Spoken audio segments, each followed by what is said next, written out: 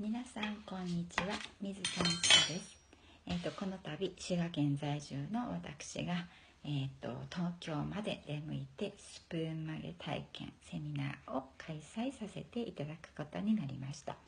でたくさんの方に興味を持っていただいて、ご自身の潜在能力の開花の何かのきっかけになればなと思っています。でそれにあたって私がちょっとだけ動画でスプーン曲げをお見せしたいと思います。ではここにまだ曲げていないまっすぐのスプーンがあります。硬いですね。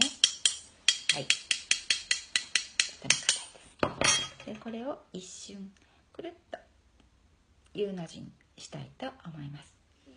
一瞬ですのでよく見といてください。種も仕掛けもありません。まっすぐです。硬いです。はい、いきま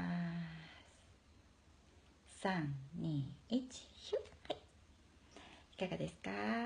あなたも潜在能力の開花によってこういうことが簡単にできちゃいます。東京セミナー12月の8日、9日お待ちしております。ではでは。